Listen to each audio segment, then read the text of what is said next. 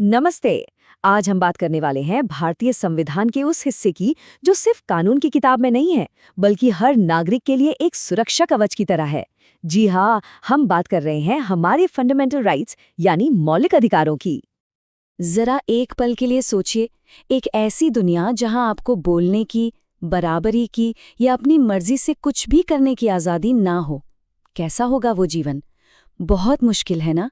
बस यहीं पर हमारे अधिकार काम आते हैं, जो हमें एक सम्मानजनक जीवन की गारंटी देते हैं। तो आज हम क्या-क्या जानने वाले हैं? सबसे पहले कि ये अधिकार आखिर जरूरी क्यों है। फिर देखेंगे संविधान में दिए गए हमारे 6 मौलिक अधिकार कौन-कौन से हैं। और हाँ, इनकी हिफाजत कैसे होती है। और आखिर में अधिकारों का हमारे कर्तव्यों से क्या लेना देना है। तो चलिए फटाफट शुरू करते हैं। तो चलिए सबसे पहले और सबसे बुनियादी सवाल पर आते हैं। आखिर हमें इन अधिकारों की ज़रूरत ही क्यों है? क्योंकि देखिए, ये जानने से पहले कि हमारे अधिकार क्या हैं, ये समझना बहुत ज़रूरी है कि वो क्यों हैं। तो देखिए, ये जो राइट्स है ना, ये सिर्फ कुछ नियम नहीं है। ये तो वो नींव है, वो फाउंडेशन है जिस पर किसी भी इंसान का पूरा विकास टिका होता है, चाहे वो मेंटल हो, मॉरल हो या फिजिकल। और सबसे बड़ी बात, इन्हें स्टेट यानी कि सरकार भी आपसे छीन नहीं सकते। और इसी क्यों का जवाब हमारे संविधान बनाने वालों ने हमें दिया, फंडामेंटल राइट्स के रूप में। ये वो अधिकार हैं जिन्हें हमारे संविधान में एक खास दर्जा दिया गया है, सबसे ऊपर। अगर आप इन्हें ढूंढना चाहें तो ये आपको मिलेंगे संविधान के पार्ट 3 में, आर्टिकल्स 12 से 35 तक। वैसे इसका आइडिया यूएस कॉन्स्टिट्यूशन के बिल ऑफ राइट्स से इंस्पायर होकर लिया गया है, और इनकी हिफाजत की सबसे बड़ी जिम्मेदारी है हमारे सुप्रीम कोर्ट की। तो चलिए अब एक एक करके उन 6 मजबूत पिलर्स, उन स्तंभों को देखते हैं जिन पर हमारे अधिकारों की पूरी इमारत टिकी हुई है। तो हमारा संविधान हर नागरिक को कुल 6, जी हाँ 6 मौलिक अधिकारों की गारंटी देता है। चलिए एक एक करके इन्हें समझते हैं। सबसे पहला है राइट टू इक्वालिटी यानी समता का अधिकार। इसका सीधा मतलब है कानून के सामने सब बराबर है। किसी के भी साथ किसी भी आधार पर भेदभाव नहीं हो सकता। और हाँ, सरकारी नौकरियों में भी सबको बराबर मौके मिलेंगे। नंबर 2 पर आता है राइट टू फ्रीडम। इसमें कई तरह की आज़ादियां हैं, जैसे बोलने की आज़ादी, शांति से जमा होने की आज़ादी, कोई भी एसोसिएशन बनाने की आज़ादी और देश में कहीं भी आने जाने और रहने की आज़ादी। तीसरा अधिकार है शोषण के खिलाफ, राइट अगेंस्ट एक्सप्लॉयटेशन।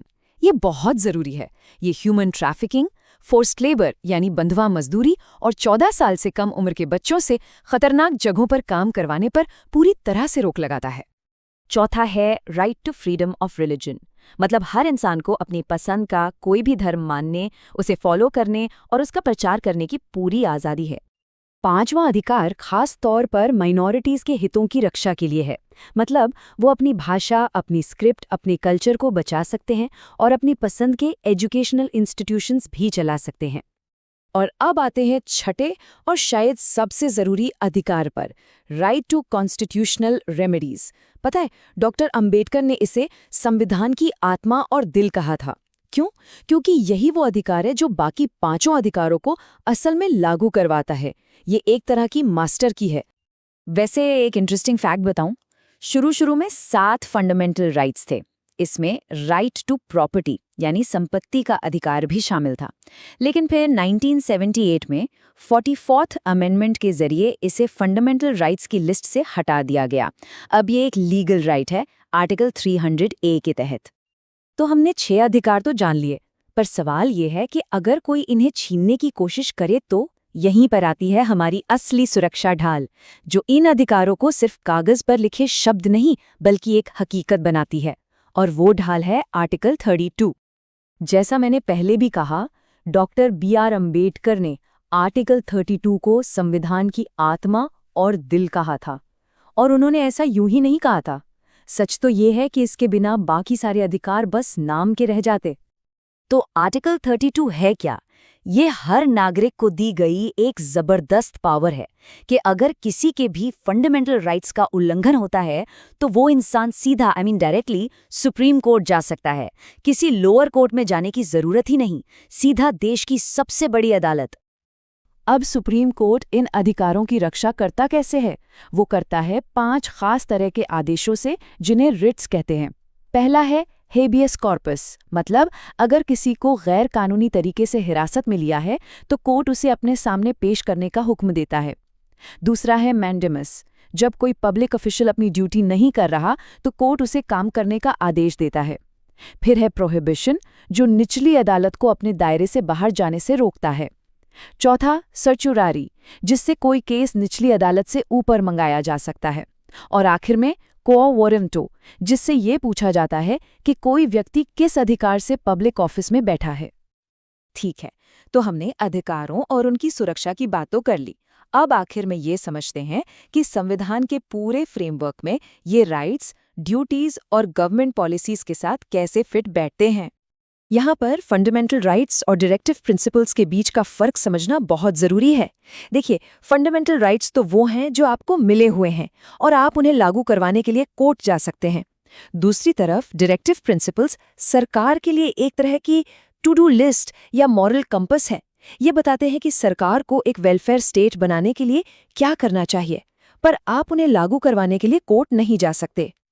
और फिर आते हैं फंडामेंटल ड्यूटीज, यानी मौलिक कर्तव्य। इन्हें 1976 में संविधान में जोड़ा गया था। ये हम नागरिकों की मॉरल रिस्पॉन्सिबिलिटीज हैं, जैसे संविधान का सम्मान करना, देश की एकता बनाए रखना, पब्लिक प्रॉपर्टी को बचाना। कहा जाता है ना कि अधिकार और कर्तव्य एक ही सिक्के के 2 पहलू हैं। तो सब कुछ समेटते हुए हम कह सकते हैं कि हमारे फंडामेंटल राइट्स सिर्फ कुछ लिखे हुए शब्द नहीं हैं। ये एक असली एनफोर्सेबल ढाल है, एक शील्ड जो हर नागरिक को डिग्निटी, फ्रीडम और जस्टिस पाने का एक सीधा रास्ता देती है। और जाते जाते एक सवाल सबके लिए, एक बेहतर समाज बनाने के लिए हम अपने अधिकारों और अपने कर्तव्यों के बीच एक सही बैलेंस, एक सही संतुलन कैसे बना सकते हैं? इस पर सोचिएगा ज़रूर।